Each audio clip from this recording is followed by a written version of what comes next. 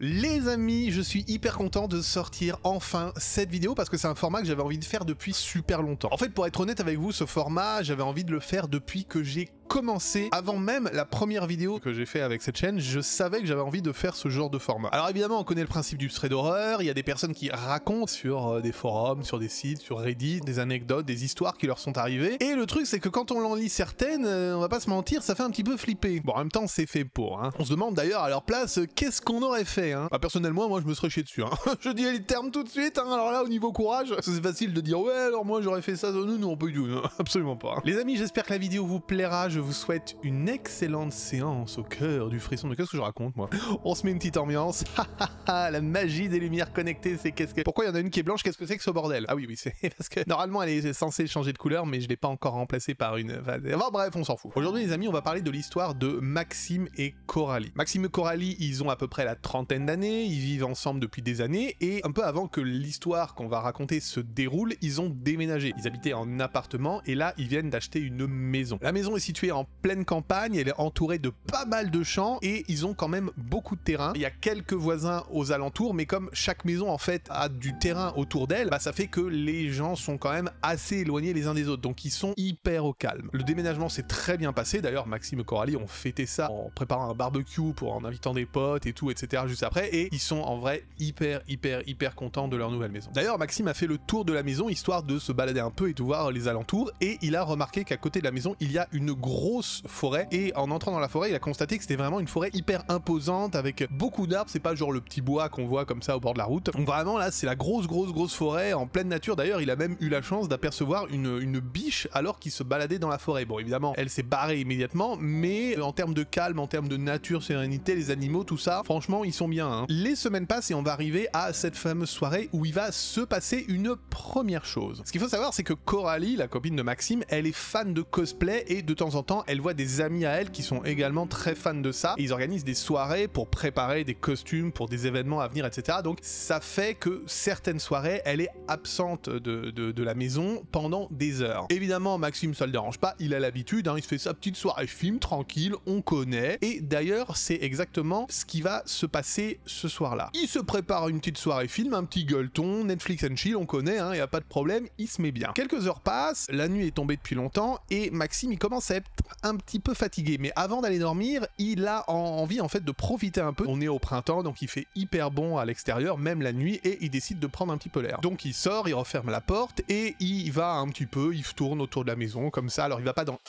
Donc il sort, il referme la porte, il marche un peu, il fait le tour de la maison. Alors il va pas dans la forêt, mais il s'éloigne quand même suffisamment pour être obligé d'utiliser le flash de son téléphone pour se repérer. D'autant plus qu'à ce moment-là, il faut savoir qu'ils n'avaient pas encore installé de lumière à l'extérieur, donc à partir du moment où Maxime sort de la maison, il est dans le noir total. Il y a juste l'éclairage de l'intérieur, mais au bout d'un moment, il ne voit plus rien. Au bout d'un moment, il décide de rentrer, donc au moment où il fait le tour pour retourner à la porte de devant, de là où il vient, il entend un bruit derrière lui, donc c'est-à-dire un bruit qui vient de la forêt. Alors évidemment sur le moment il sursaute, c'est normal, mais quelques secondes après il se dit bah c'est forcément un petit animal, l'autre jour j'ai bien vu une biche, etc., donc voilà, ça le fait sursauter, mais il va pas paniquer non plus. Et d'ailleurs c'est exactement ça, parce qu'il fait demi-tour, il va vers l'endroit où il a entendu le bruit, et au moment où il s'approche des buissons, il entend à nouveau un autre bruit de feuillage, de machin comme ça, mais genre un truc à ras du sol qui part à toute vitesse. Il comprend que c'est un petit animal, un petit lapin ou quelque chose comme ça, qui a eu peur en fait, et plus peur que lui d'ailleurs. Comme je vous l'avais dit, Maxime il a fait un tour dans les environs et il est derrière la maison. Du coup ça veut dire qu'il a plus en visuel la porte par laquelle il est sorti. Du coup il fait le tour de la maison, et au moment où il arrive en vue de la porte, là il remarque quelque chose qui par contre le fait un petit peu bader, c'est que la porte d'entrée est entrouverte. Et là, comme il est certain d'avoir fermé la porte quand il est sorti, il se dit ça peut pas être le vent, ça peut pas être un animal, ça peut pas être Coralie non plus, parce qu'il aurait entendu forcément sa voiture, vu que c'est hyper calme et hyper silencieux la nuit, et en plus elle l'aurait forcément vu parce qu'il a son téléphone, son flash, etc. Donc ça peut pas être elle. Du coup là Maxime il est un petit peu en stress, il va entrer dans la maison, et la première chose qu'il va faire c'est évidemment allumer la lumière, refermer la porte, verrouiller à double tour et enlever la clé. Une fois qu'il a fait ça, il va faire le tour de la maison pièce par pièce, en allumant absolument partout, en vérifiant toutes les portes, toutes les fenêtres et toutes les pièces plusieurs fois. Au final, il va rien trouver, la maison est complètement vide. Quand Coralie rentre un petit peu plus tard, il s'est rien passé entre temps, tout est calme, et Maxime il commence à se dire en fait qu'il avait le souvenir d'avoir fermé la porte, mais si ça se trouve il l'a pas claqué, parce que c'est vrai que la porte elle était pas non plus grande ouverte, elle était juste un petit peu entrebâillée. Les jours passent, les semaines passent, il se passe rien de plus et il va arrêter de penser à tout ça. Entre temps, sa copine et lui vont faire la connaissance des voisins, en fait des voisins les plus proches de chez eux. C'est un couple de personnes âgées qui habitent là depuis assez longtemps, et vu que ces voisins sont là depuis un bon moment, ils ont vu pas mal de choses et ils disent donc à Maxime et Coralie que effectivement ça arrive très souvent, même en plein jour, qu'on voit des animaux venir de la forêt ou tourner parfois autour de la maison. Donc pour le moment, en vrai, dans leur nouvelle maison, ça se passe super bien, il n'y a pas vraiment de problème. Mais évidemment, vous vous en doutez, ça ne va pas durer. Quelques temps plus tard, Maxime est de nouveau seul chez lui, il est minuit passé, minuit 30, 1h, et là il va entendre quelque chose qui va le faire vraiment flipper. Toutes les portes sont fermées, toutes les fenêtres sont fermées, il entend taper à la porte d'entrée. Mais pas genre toc toc toc, excusez-moi, c'est le voisin, désolé de vous déranger, je tape tout doucement. C'est pas des coups timides, c'est vraiment quelqu'un qui s'énerve sur la porte. Et il faut savoir qu'à ce moment-là, en fait, Maxime n'est pas à côté de la porte et toutes les pièces qui sont adjacentes à l'entrée sont plongées dans le noir parce que lui, il est de l'autre côté. Il est dans la salle de bain qui est à l'opposé de l'entrée. Ce qui veut dire que toute l'entrée, en fait, est plongée dans le noir. De l'extérieur, on ne voit pas de lumière de devant. Du coup, lui, il sort de la salle de bain, il voit la porte de loin. Alors, c'est plongé dans le noir, mais il arrive quand même à voir la porte et justement, il va voir quelque chose qui le terrifie. Les coups vont s'arrêter et par contre, la Maxime voit la poignée de la porte se baisser et se relever plusieurs fois. Toutes les portes sont évidemment verrouillées, donc la porte ne s'ouvre pas. Donc là, Maxime, il comprend immédiatement qu'il y a quelqu'un qui s'est acharné sur sa porte et là, qui essaie clairement de forcer la porte et de rentrer chez lui à minuit 30 passé. Et là, Maxime, il va avoir une réaction assez particulière, mais qui va quand même fonctionner, c'est-à-dire qu'il s'approche de la porte et il va dire à la personne qui est de l'autre côté, il va lui dire « Qu'est-ce que c'est que ce bordel? Ça va pas la tête ». Mais il va pas lui dire sur ce ton-là, il va hurler. Il va hurler de toutes ses forces. Le but justement, c'est d'essayer de faire peur, d'impressionner la personne, et ça semble fonctionner apparemment, parce que Maxime, il entend comme des bruits précipités de quelqu'un qui s'éloigne, et en repartant au loin, il entend les bruits qui deviennent de plus en plus faibles. Alors à ce moment-là, Maxime, il est vraiment perdu, parce que soit c'est un prank, des gamins qui s'amusent, ou quelqu'un qui veut faire une mauvaise blague, ou il sait pas en fait,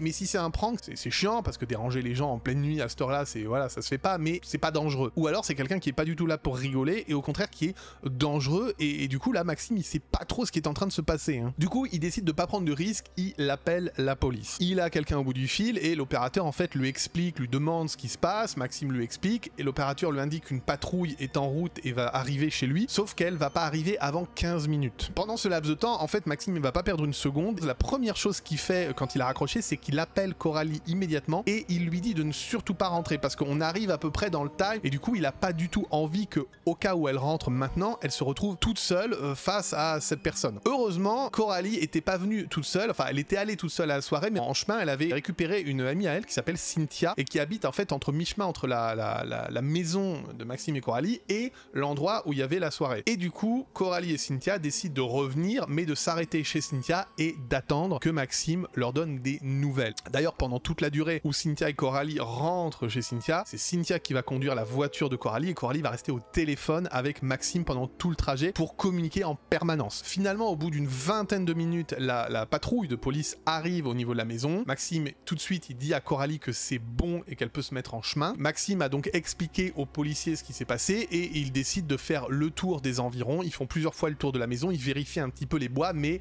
ils ne vont rien trouver. Du coup, pendant cette nuit-là, Maxime va avoir énormément de mal à trouver le sommeil. Alors Coralie, un petit peu moins parce qu'elle n'a pas vécu le truc en direct, mais elle est quand même pas sereine non plus. Mais heureusement, il va rien se passer de toute la nuit et d'ailleurs il va rien se passer non plus pendant des jours et des semaines après ça. Alors ce qu'il faut savoir, c'est que Maxime il a quand même été assez marqué par ça et il a acheté deux choses qu'il a installées autour de la maison. La première chose, c'est des lumières, mais ça c'était de toute façon prévu depuis le début, des lumières à détection de mouvement et aussi des petites caméras qui filment à certains endroits l'extérieur de la maison et il peut récupérer les images, il peut voir les images en fait en temps réel sur l'application qu'il a sur son téléphone. Environ 2 mois après que les policiers soient venus pour la première fois en pleine nuit, Maxime et Coralie sont chez eux, on est dimanche, il fait jour, hein, c'est dimanche après-midi, il fait super beau, et là il va se passer quelque chose de beaucoup plus sérieux. Maxime, comme souvent, il regarde un peu, il sweep sur son téléphone de temps en temps, et là il regarde un petit peu s'il voit pas des animaux passer, il tombe sur la caméra qui filme l'arrière de la maison, et là il voit quelque chose qui va le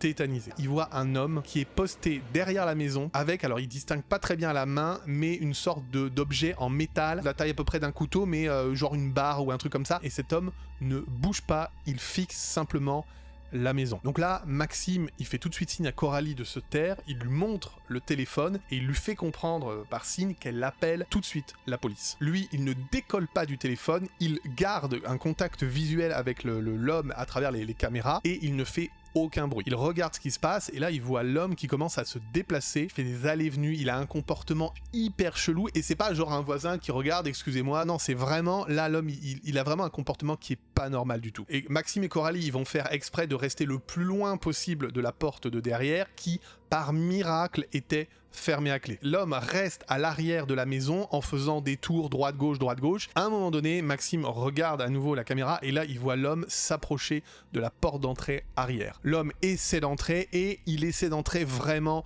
de manière assez violente. Et là, Maxime est persuadé que cet homme, c'est la personne qu'il a entendue des semaines avant pendant la nuit. Finalement, la police va arriver, ils vont immédiatement neutraliser en fait l'individu, ils vont le désarmer. Et d'ailleurs, Maxime, quand il sort au moment où les policiers sont en train d'interpeller et qu'ils ont vraiment ceinturé l'homme et qu'ils le tiennent bien comme il faut, Maxime va sortir et il va croiser le regard de l'homme. Il va être pris d'un frisson de dingue parce que l'homme, il a une haine dans les yeux, mais Maxime n'a jamais vu ça. Il a vu des personnes énervées, il a vu des engueulades entre potes, etc. Mais là, c'est rien à côté. Maxime est persuadé que si les policiers ne tenaient pas l'homme, il se serait jeté sur lui, mais sans raison en plus. Et c'est ça en fait que Maxime ne comprend pas, c'est que il y a aucune raison que quelqu'un lui en veuille, il a jamais eu aucun souci avec qui que ce soit. Ils sont dans leur nouvelle maison depuis quelques semaines et ils ont jamais eu aucun problème avec les voisins ou qui que ce soit d'autre. Les policiers vont finir par embarquer la personne et Maxime et Coralie ils sont vraiment soulagés, et même si en fin de compte ils seront jamais complètement sûrs que cet homme c'était bien la même personne que celle qui est venue